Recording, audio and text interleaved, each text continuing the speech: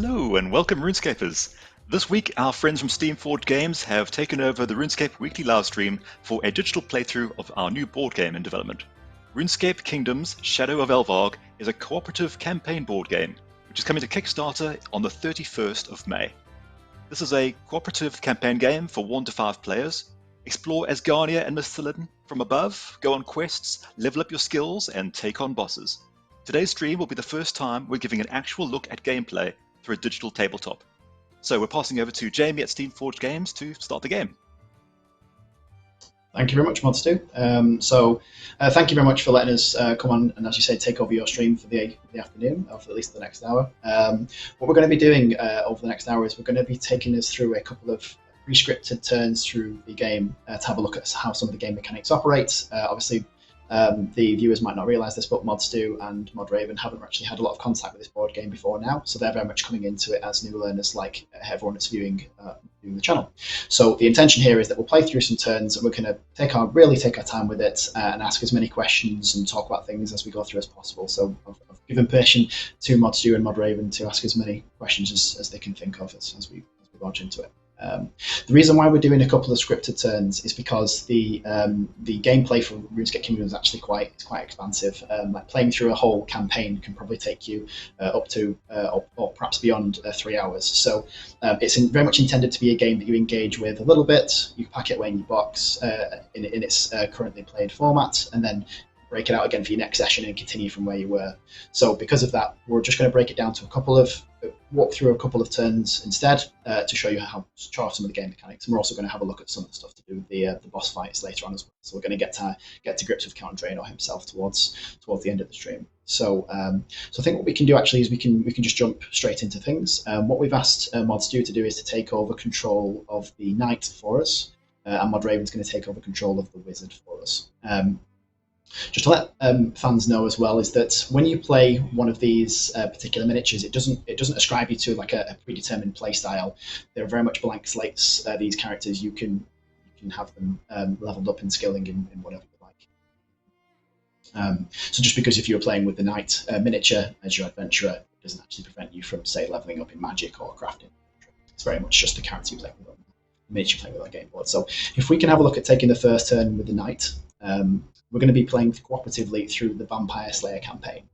What that basically means is we've taken some of the iconic quests from the video games and we've turned those into sort of larger overarching stories as you're playing through the board game.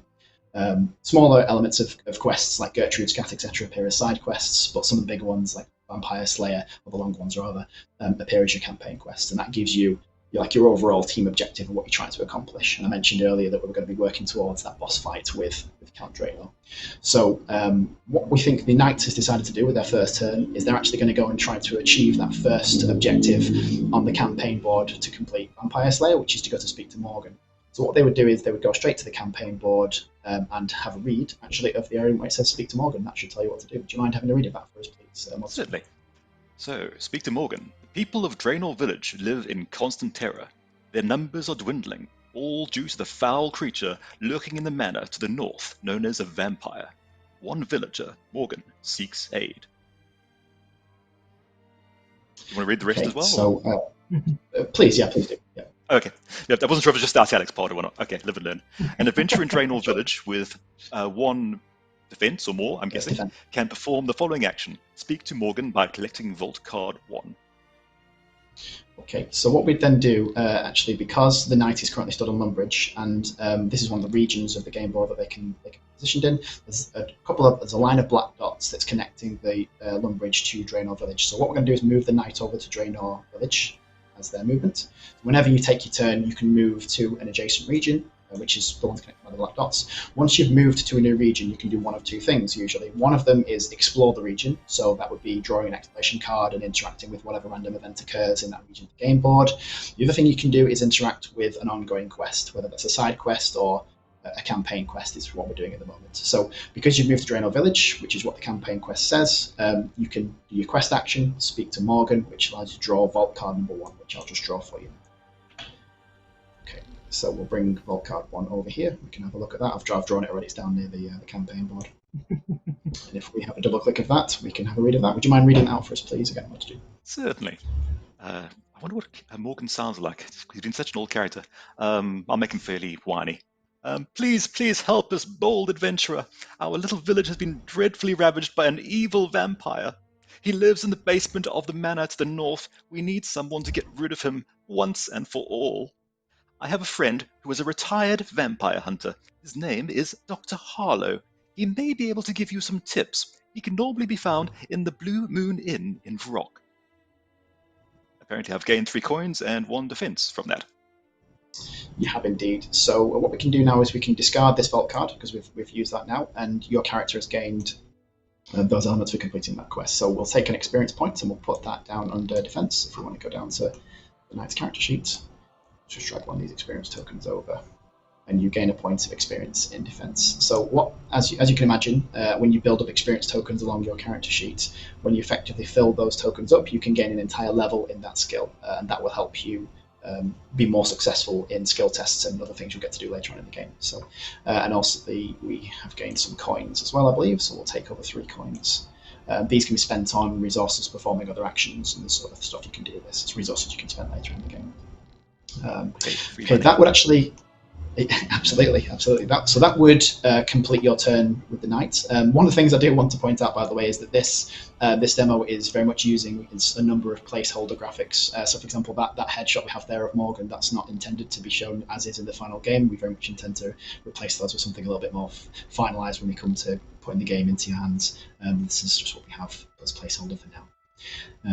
Okay, so don't forget, by the way, if there's any questions or anything that's come up or anything you want to ask about as we're going through, just stop us, and then we can talk about it as we're going through there. But if that all seems straightforward, we can carry on and pass over to Fraser and Mod Raven, who are going to take us through the wizard's turn. Yes, thank you, Jamie. So we're going to do the wizard's turn.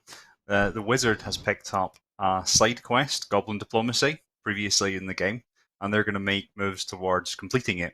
So we'll bring that up to have a look at it. It's on the top left. It's just here. There we go. Mod Raven, if you could read just the bold italic text at the top for me, please. Okay. Generals Bentnose and Wartface can't agree on which colour their tribe should wear.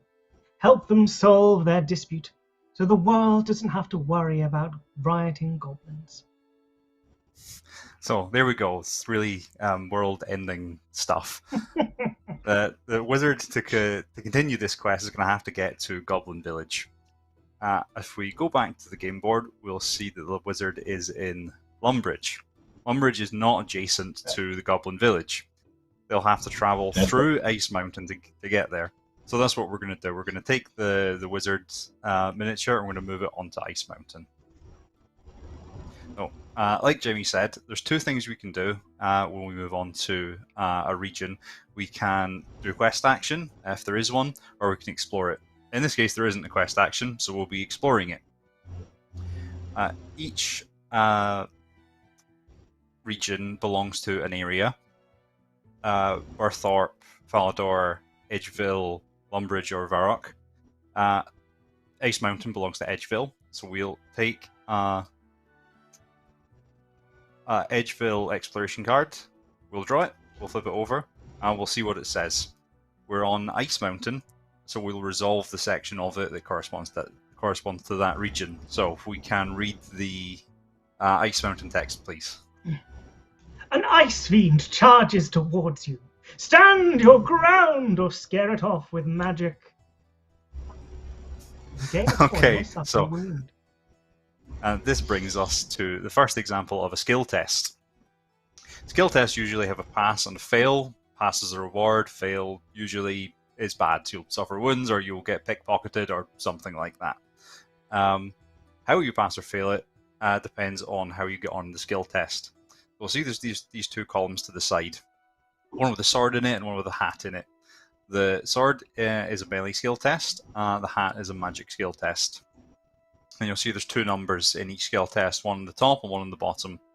The top number is the skill test complexity. That's to determine the number of dice that you get to roll in the test. The more dice you get to roll, the more chance you have of passing it. If your skill level in the skill is lower than the complexity of the test, you roll 1 dice. If it's the same, you roll 2 dice. And if it's higher than, you'll roll 3 dice. And on any one individual dice, you're looking to roll the number on the bottom, the difficulty of the test. So if we chose to take a melee test, we would need to roll 7.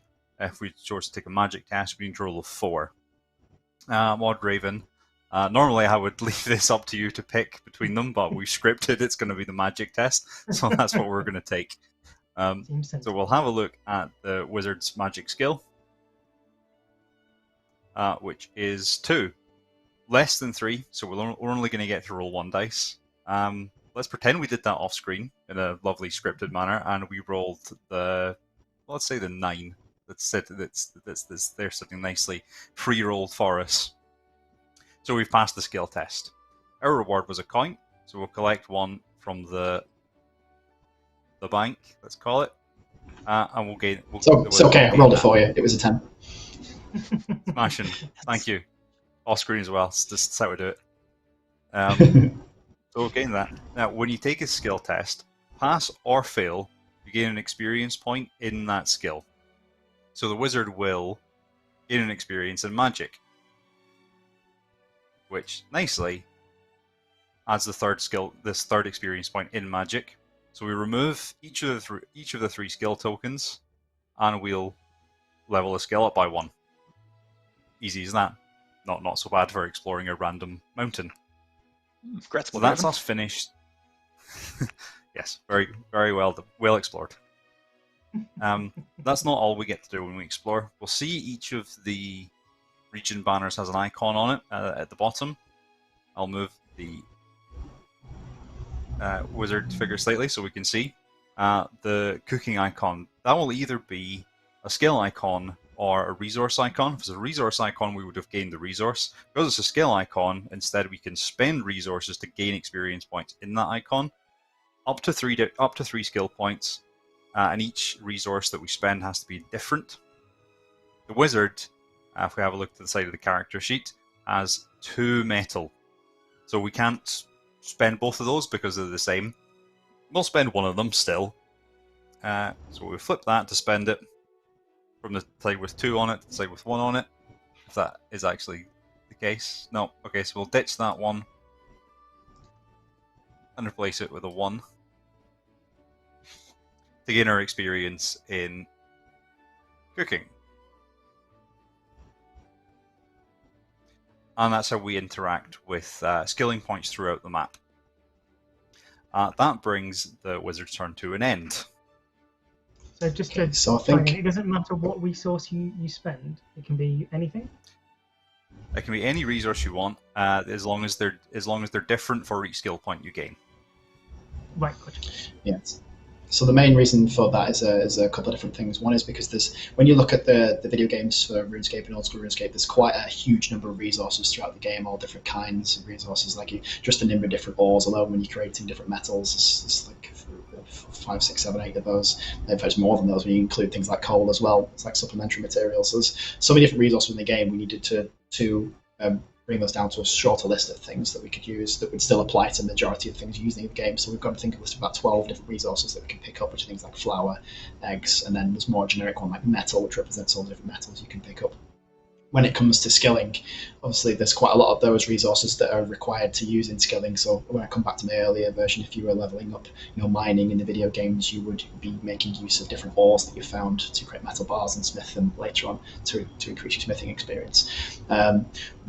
In this case, we basically know that you will quite often sort of input resources to gain experience out of the games, and you'll often sort of gain other resources in return. Taking my example, like a metal bar.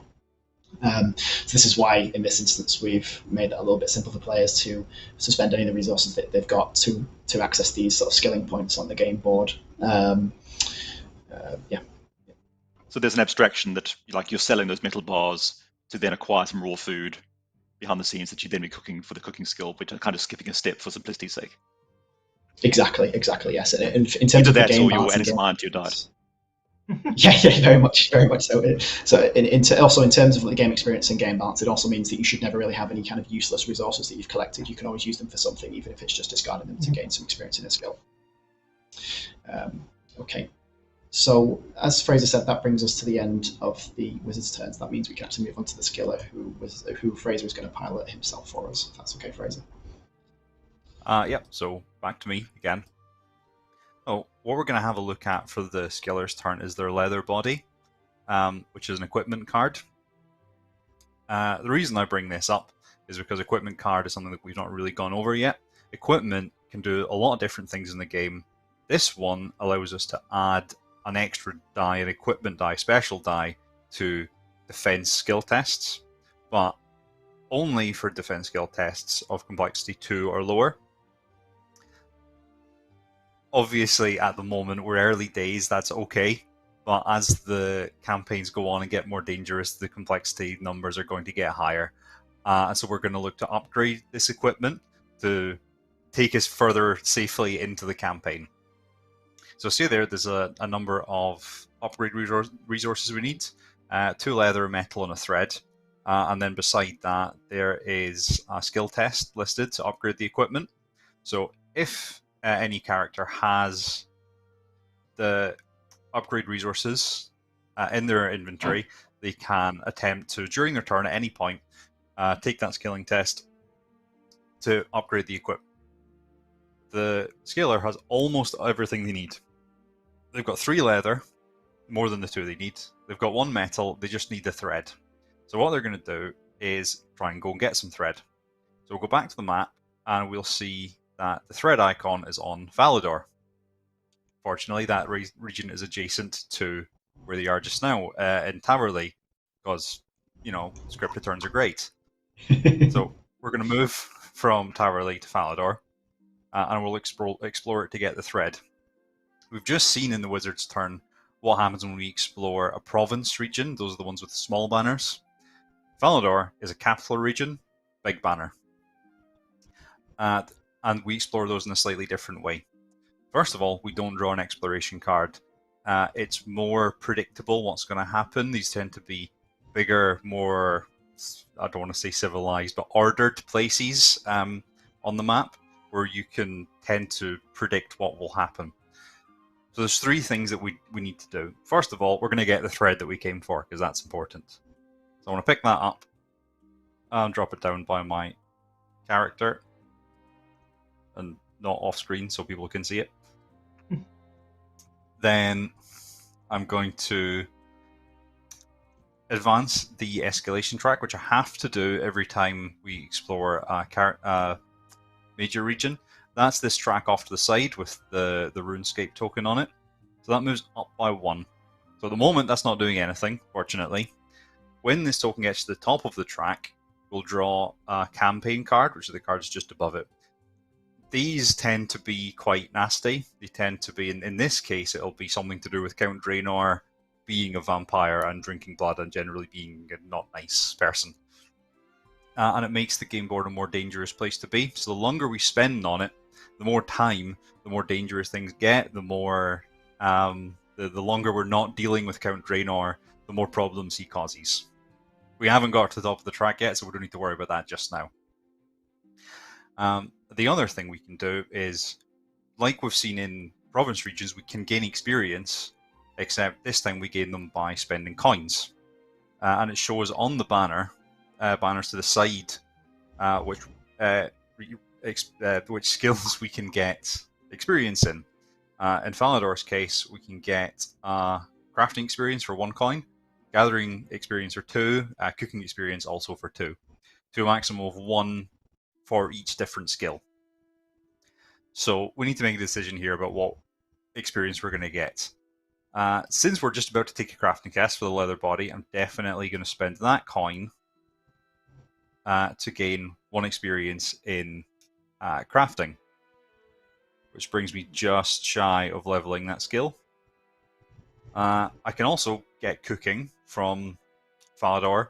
That's more expensive, that's 2 coins, but I will level it up if I spend the coins. So I'm going to do that. I'm going to spend the 2 coins. I'm going to get 1 experience here. The third one would be placed there. They would all be removed. And cooking would level up to 3, which is nice. So that's us finished exploring Falador. But the turn's not finished yet because we want to try and we've now got the resources we need. We can try and upgrade this leather body. So let's see how we get on. Jamie, if you could roll me some dice off screen again so I can cheat. Yes, indeed. How many do you have to roll? I have crafting 2 and it's a complexity 2, so 2 dice. Yes, indeed. We can give you a dash roll for that. Great, we didn't even have to cheat. You rolled a 6. So 6 is what we needed to pass the test. So we've passed that.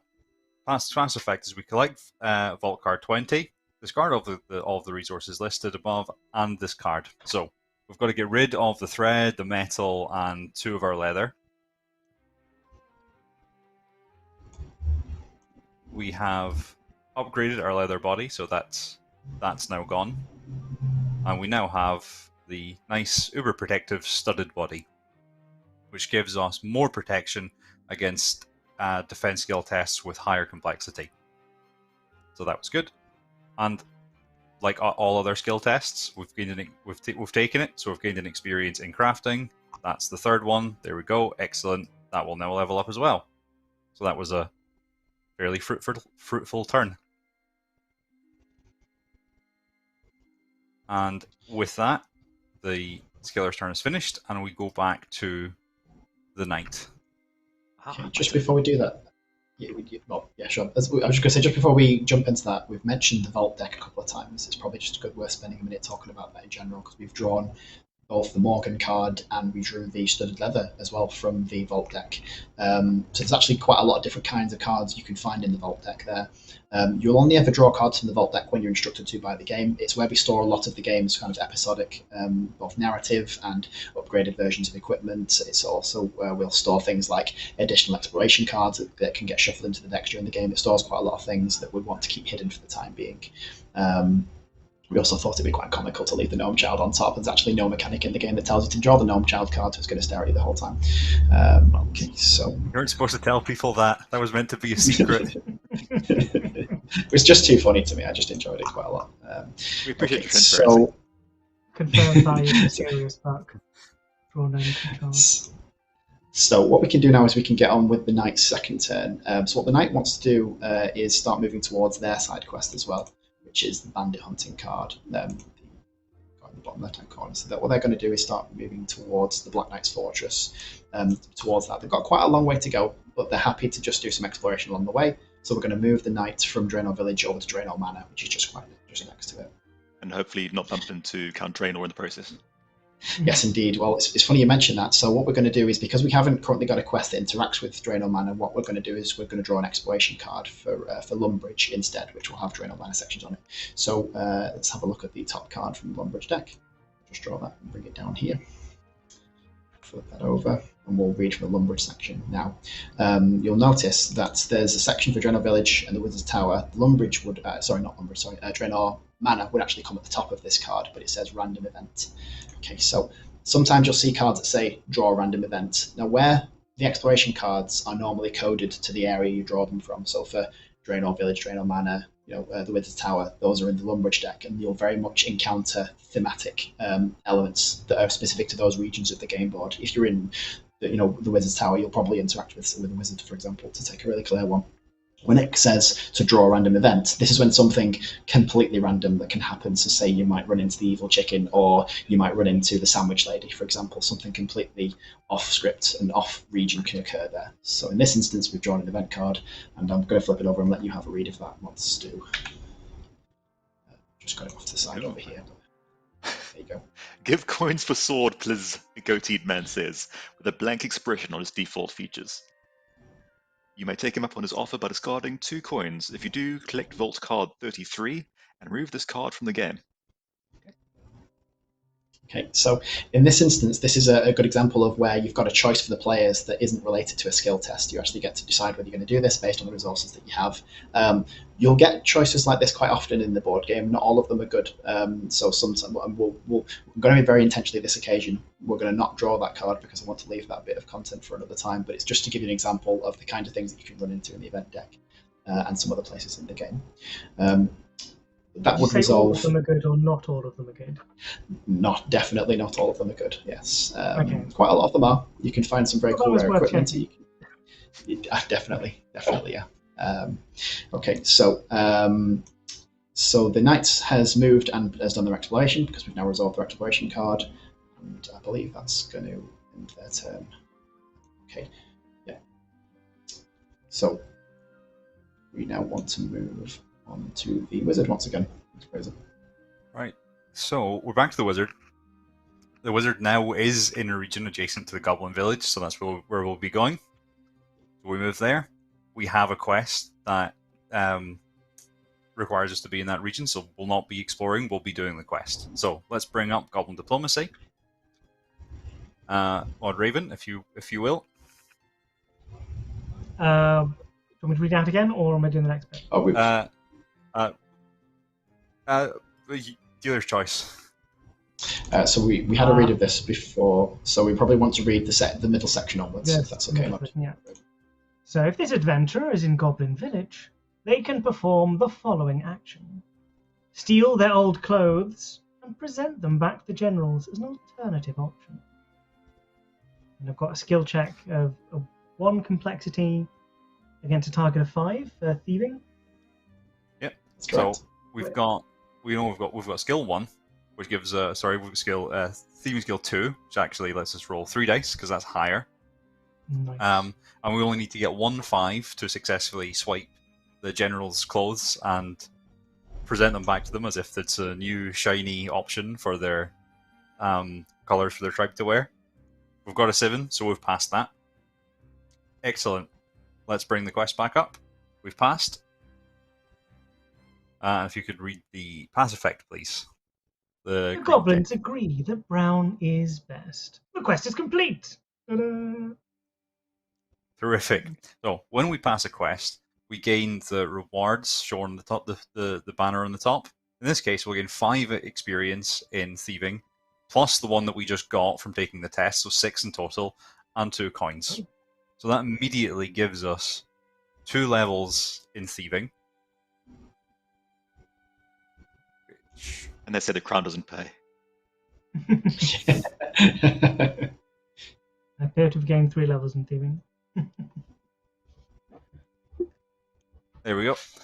So, completing side quests give great rewards compared with just exploring, but there are certain criteria you need to meet to finish them. In this case, go to some goblins and swipe some clothes. Some of them are considerably harder, take considerably more time. Some of them, like Goblin Diplomacy, can be finished quite quickly and quite easily. It varies from side quest to side quest. We've also got our 2 coins.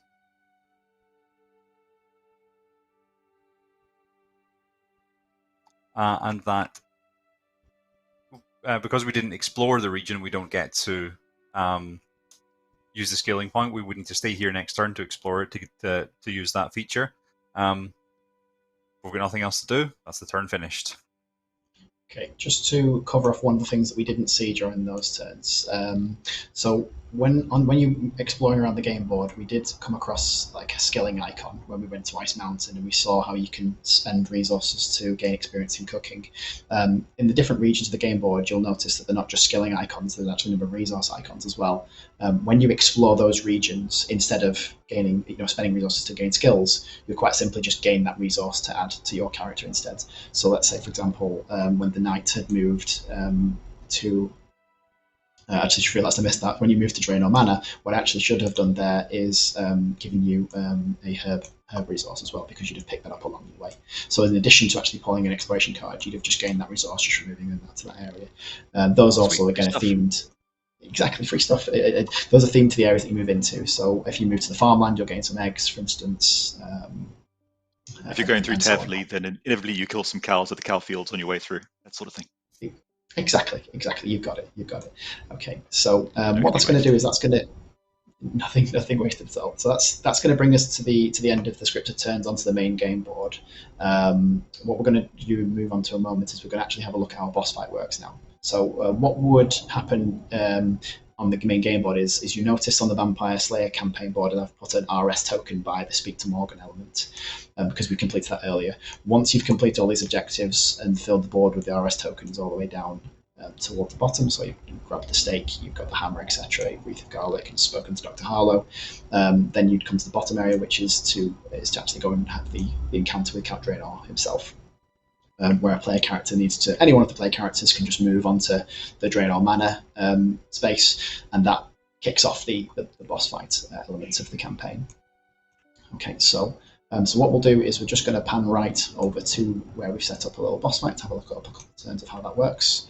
I think as well it's probably a good idea to just have a good zoom in if you want to and have a good look at that Count Draenor miniature, actually, because I believe we've only just shown that off today. I think you can go and have a look at that at the blogs that we've shown off today as well, if people want to go and have a look at that miniature. Okay. That's a good sign. We need to update the one in game. That's brilliant. So our I believe we had Russ Charles on with us on some of the weekly streams with us already, but when we get him on again, we can definitely ask him some good questions about kind of what the inspirations were behind a number of the sculpts that we've had a look at, and the bosses in particular. It's been really fun to take a number of different visual references from a combination actually of RuneScape and old school RuneScape there to create an interesting visual. It's not really distinctly one or the other. Okay, so we're going to have a look at a couple of turns of how a boss fight works now. Now these are quite different to how it works on the game board, but we've tried to bring across as many of the game mechanics as possible to keep it familiar. So skill test is still a thing when it comes to boss fight, for example. Whereas you've got this kind of fast travel view of how the main game board works, we really wanted to zoom into like an encounter or instance level perspective for how the boss fights work and really get you to grips with them, so we can give you an exciting and interesting and different experience that's suited to that in particular boss. So when it comes to Count Draenor, we very much set the game board, the boss board that you're fighting him on, as being in the crypt of Draenor Manor, and the terrain cards that are there obviously are specific to Count Draenor. So you've got a coffin, you've got some piles of bones in the corners of the room that are going to impact the fight in different ways.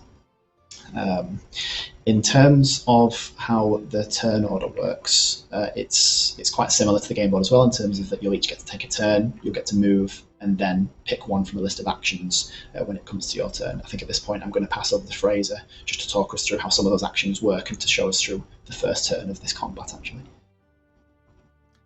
Right, cool. So, like Jamie said, we can move and we can do an action. Moving is fairly simple, so I'll explain that first. You can move one space along a flat edge, not diagonally or corner to corner. Done. That's it. Easy. The other thing you can do, like in the main campaign, is after you've moved, you can do an action. But unlike the campaign, each boss fight has a bespoke list of combat actions that you can pick from to do. They'll each be skill tests, and they'll each tell you what happens when you pass them. There are never fail effects in these. It's always passes. So we see here we've got a melee test, a range test, and a magic test. All of these inflict damage on Count Draenor, and so we'll need to land several of these to try and win the fight and reduce them to 0 health. We can also use our gathering skill and our thieving skills to influence the battleground in other ways, and these can change from fight to fight quite dramatically to give you a consistent experience in terms of what you do, but a differing experience in terms of what your role is in the fight, depending on what skills you've leveled up and how they interact with each individual fight. The first turn we're going to take is the mages, as determined by the initiative track. So we'll come back to the game board and we'll have a look at these row of cards down the bottom. This is the initiative track, which is shuffled and dealt on you every round, and it determines the turn order. The first initiative card up is the wizard. The wizard takes first turn. Wizard is up here on the top. Mod Raven. What we're going to do is we're going to move the wizard to the left onto the bones card. The bones card is a little bit risky to move onto, but we'll deal with that if it comes up, which it might not, given that I know the future because we scripted these. So that's the move. Then we're going to do the magic attack combat action. The wizard has magic of 3, so we get equal to the complexity, so we can roll 2 dice for this. We'll roll a dice and then pretend that one of them was at least a 6. It was. thankfully. So we've inflicted 1 point of damage on Count Draenor. So we'll have a look at the top board here. You see we've got 2 health tracks, one for the adventurers and one for the boss. When we inflict a wound, we move the token down 1. If we inflict 2 wounds, we move it down 2, etc. Usually the goal in a boss fight will be to reduce their health to 0, at which point you've won the fight, while avoiding your health being reduced to 0. In addition to the wound we've inflicted, another effect of passing the magic attack skill test is we've blasted Count Draenor away. So we'll take Count Draenor and push him away. Since the magic attack is reasonably short range, it's usually a good idea to keep Count Draenor away from the wizard afterwards, so that's kind of nice. That brings the wizard's turn to an end, so we'll look back to the initiative track. The next card is the Count Draenor behavior card, Lash Out. So I want to pass you back to Jamie, who will take on the role of Count Draenor for this fight. Okay, so Count Draenor is going to be moving 1 space, and it shows a little grey symbol there, which is an arrow. It's going to move 1 space towards the adventurer's initiative card to the left, which means it's going to move 1 space towards the wizard, because that's the card to the left there, which means it's going to move 1 space back up to here, which is into the same space as the knight. Okay, once Count Draenor has moved, they're going to be attacking horizontally, which means that they're going to hit all 3 of these spaces where the knight is, where the coffin is, and where the skiller is. So you'll notice about a lot of the boss's attacks that they do hit quite a wide area, so choosing where you stand is going to be quite an important part of the tactics here. So because the boss doesn't actually roll dice, we're still using our skill test that we mentioned from earlier. What that's going to happen is going to cause both of those adventurers, the knight and the skiller, to have to take defense tests at complexity 3 and requiring a 7 or more to pass it. And this is where, if there's a failure state, is that you're going to suffer a wound, because that means you failed to defend the attack and Count Draenor has hit you. So if we can have both the knight and the skiller taking those defense tests, I think if we can do the knight first, whose defense is 3, which means because your skill is equal to the complexity, you get to roll 2 dice and try to get a 7 on one of them. If you want to do that for us, mods, do. Sure. Okay, so roll 2 of these dice up here. That's it.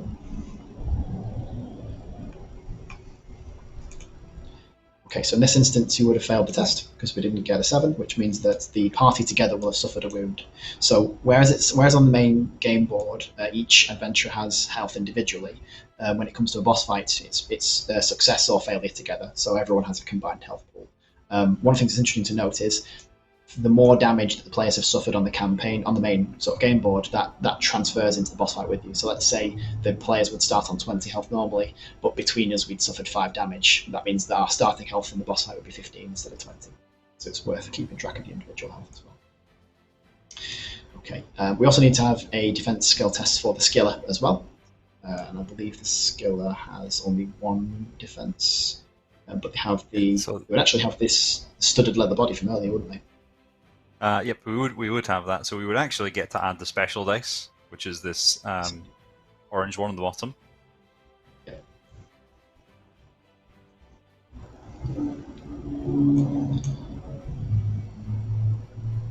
So I get to roll both of these dice. That one failed, and that one was a success. Had they both failed, I could have relied on my Garlic Wreath, one of the equipment cards that we would have gotten during the main campaign portion of the quest, to have re-rolled a dice of my choice, so I could have re-rolled one of them to try have another go at passing it. Okay. So I believe that brings Count Draenor's turn to an end, which means we go back to the next card of the initiative track, which is the skiller. So, the skiller, being who they are, has not really leveled many combat stats, the melee, the magic, the range, the defense. So the skiller's not feeling much like attacking. Doesn't feel like it'll do all that much damage. What they can do though is use one of the other skills, the thieving or the gathering, to interact with the game board in a different way. In this case, we're going to use Sleight of Hand, and I'll tell you why just now. The next Count Draenor card on the initiative track is Regenerate, which Count Draenor will heal. unless they have been wounded this round by an attack made with whichever adventurer has the stake, which is the knight. Unfortunately, the way that this initiative track was dealt, the knight's turn is going to be after the regenerate behavior. So I'm going to use the sleight of hand to try and swap the places of those two cards, to try and let the knight take their turn first to prevent the regenerate from actually healing Count Draenor any wounds. So I've got a skill of 3 and its complexity 2, so I get 3 dice. And I'm looking for at least 1 6, which I got on the 0, which is a 10. So I'm going to swap the knight with regenerate.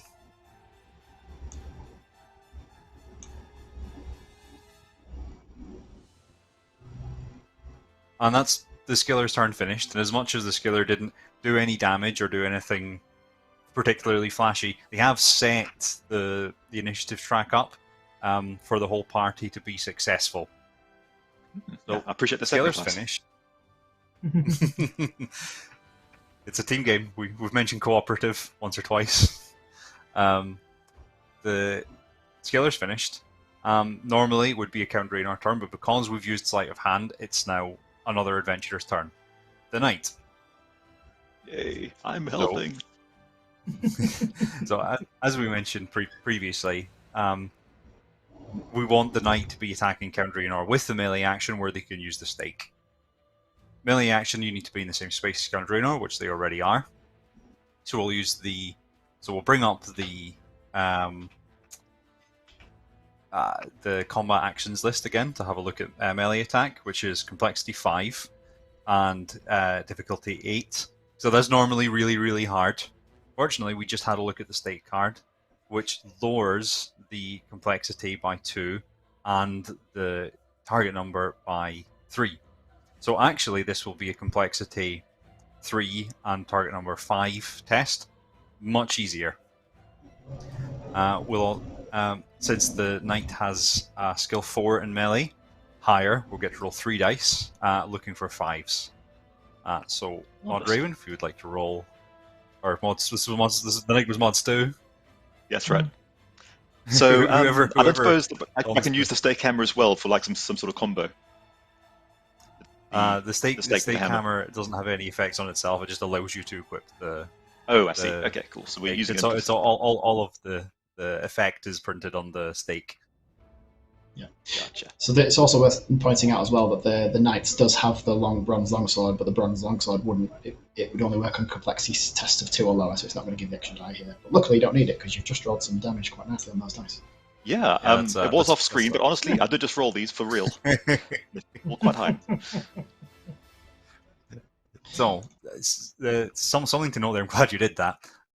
In boss fights, typically each individual success inflicts a wound, unlike in the campaign skill test, where usually you only need 1 dice to be successful, and then it's a pass fail from that point. So we've done 3 wounds to Count Draenor with that attack, which is quite impressive. That's how I roll. And that brings the next turn to an end. And we're back to Count Draenor for the regenerate behavior. We are indeed. Okay, so Count Draenor heals a wound. If he was wounded by a melee attack with made by an adventurer equipped with the stake this round, this effect is not applied. So because he was wounded by the stake just now, he won't actually get to regenerate a wound. Count Draenor is going to move onto the coffin terrain. Now, because we were quite clever and we've adjusted the turn sequence and made sure no one's done the coffin, that means that he's actually going to be attacking nobody because he attacks the same space. So a good example there of how looking ahead at the behavior cards and adjusting the turn sequence and where people stood can certainly benefit you quite a lot. However, even though he's attacked to nobody with regenerate, because we've shifted the turn order, and we had 2 adventurer turns in terms of the skill and the knight, Count Draenor is now going to get to do the same thing. So he's just a regenerate as a behavior. He's now going to move straight onto Eternal Fury. So he's going to move 1 space towards the initiative card to his left, which on the track, which is the knight. He's going to come back. He's going to have his revenge. Okay, once he's gotten there, he's going to be attacking vertically, which means he attacks in a row this way. So he's going to hit the mage and he's going to hit the knight as well, the wizard. Sorry. And, and he's going to be attacking you both. And you need to take a defense skill test where it's complexity 3, and you need to roll a 7. Okay, so should we have the knight taking that test first? Okay, so I just roll 1 die. So your defense is 3, which means it's equal to the complexity, so you get to roll 2 dice. Okay.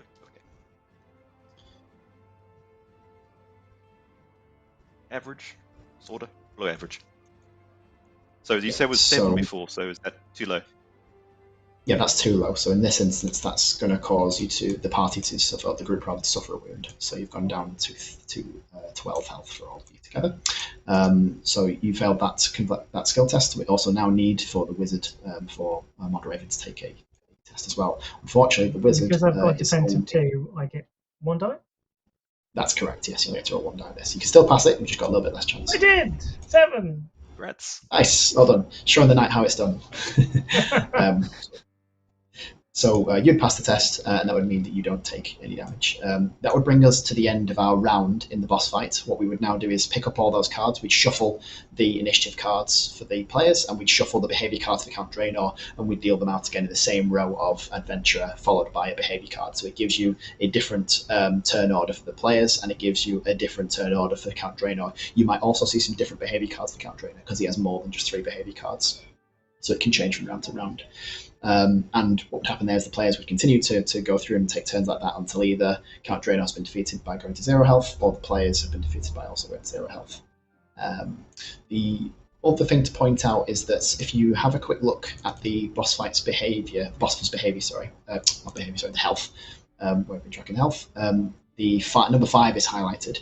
Now that's because in some boss fights they'll get to a certain point of health, and they'll trigger a particular mechanic. And for Count Draenor, if we can bring up his reference sheet, he has something called Enrage, which effectively means he's realised that he's being overwhelmed, he's starting to lose this fight, he's going to get really angry and decides to change the game up. And this is where he'll jump into his coffin, he's going to slam the door shut behind him and try to generate some health. And then what we see from these bones cards in the corners is they're going to flip over and become skeletons for you to fight, and things get a little bit more difficult for you.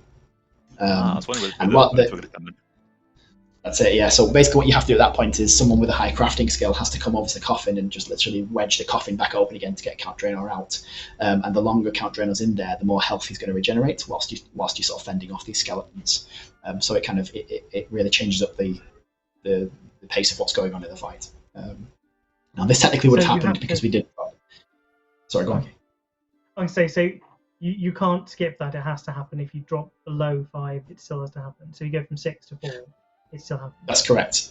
Yeah, that's correct. The reason I'm pointing that out is because technically we would have had to play through that, but me and Fraser didn't actually anticipate us rolling so well on our attacks that we would actually trigger that rage. So well done for that. But I just feel like it was worth explaining because that's what would have happened normally had we been playing through the game in full. Okay, that actually brings us to the end of our scripted turns. We've kind of shown you the vast majority of the mechanics in the base game at this point. So that gives you kind of a good understanding of the kind of things you're going to be playing through. We've only seen things we've only seen things once.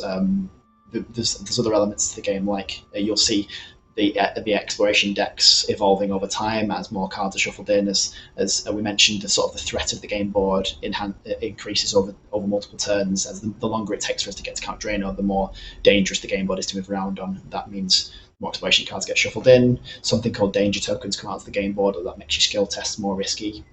And other stuff that happens as well, but we've really sort of taken through the majority of sort of the basic stuff at the different turn to turn.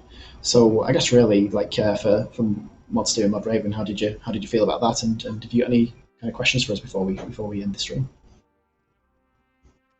Personally, I found a lot of fun. I appreciate that it ties into a lot of recognizable elements from RuneScape. You've got the elements from the quests themselves and so forth, recognizable areas on the map. It feels very grounded and fairly intuitive mechanics. There's certainly a lot of different elements you can play around with here. I'm a fan. You can give it more of a go. How about you, Rovin? I definitely like the little side quest mechanics. I can see myself being terribly obnoxious by just doing those all the time. Leonus is going, no, we need to fight the vampire. I'm like, no, I need to bake a cake. a variety of these quests. We definitely have, yeah, and we really wanted to give players kind of the opportunity to kind of indulge themselves in as many different distractions as possible, really. So the side quests are a really great example of that. Of they don't really directly advance the campaign overall at all, but they do give you a good amount of sort of experience and resources as you're going along, and they're also just good fun and engaging with the narrative. As kind of as you mentioned, you can kind of just go, now you guys can all go and do the main quest. Meanwhile, in the kitchen. Is there, so I know smokers, is there a reason for the orange dice to be separate? Is it just that just means it's the special one you get from objects, or does it have any kind of other functionality? For the time being, it mainly just signifies that you're using it as it's being used with a piece of equipment. Now, the reason we have to change the colour for it is because there are often limitations on the lower level weapons that you get. So if we take the bronze longsword as a good example, it says that you can add the weapon die to a melee test only. It has to be complexity 2 or less, but your maximum result is 6. So let's say, for example, you had a melee test where you had to get a 7 or an 8. The bronze longsword wouldn't help you because it's not good enough. It can't roll higher than a 6. Gotcha. So it has a different colour so that we know which die the equipment die is. Yeah, that makes sense. So I'm curious about this very large card you got there for Vampire Slayer, which basically has the objectives to it.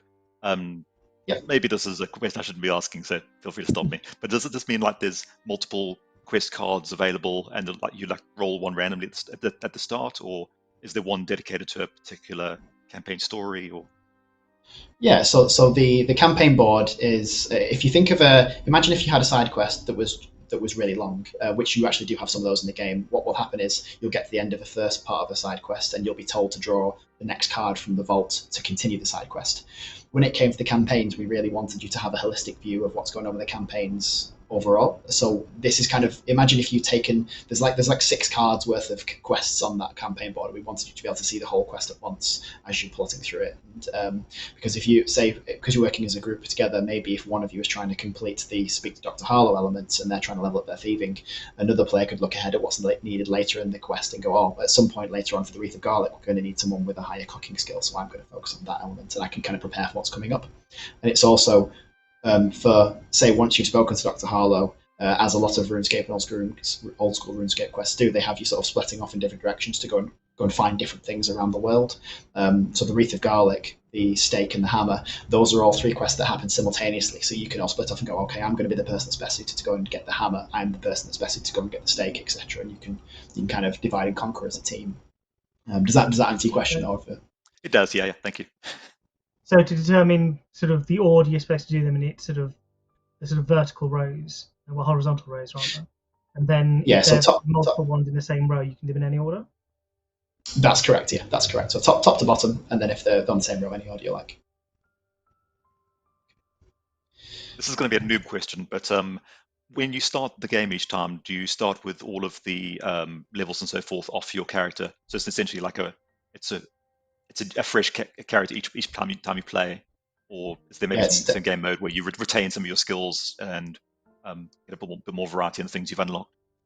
It's a fantastic question. So what we've got here for this example is we've kind of got a game in progress where for the final game that players receive, there will be a tutorial island section, which is quite literally, as you'd expect, a tutorial at the start of the game where you'll be shown how the skills work, you'll be walked through a skill test, you'll gain some experience points to start you off. And we've kind of, for this example, jumped you kind of more into the middle of the game, just past tutorial islands. You've already got your starting equipment, you've already got a side quest to kick you off with.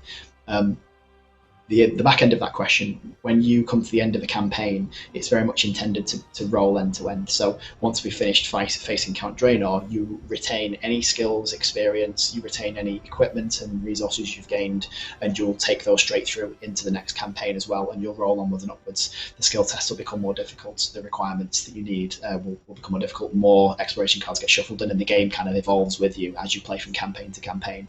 And there is intended to be, whilst we've certainly trying to keep as much as possible to the narrative of the RuneScape video games and taking that as inspiration, there are elements of the campaign narrative that we've iterated on to give you sort of like an overarching feeling as you work through the game. We've already shown off obviously the game is called Shadow of Elvarg, and we've already shown off the Elvarg miniature, so you're working towards that Dragon Slayer quest as your final campaign in the core box, but the other ones in between will sort of give you a bit of foreshadowing of how we've iterated on the story and changed that to really feature Elvarg as your kind of your big bad to this story.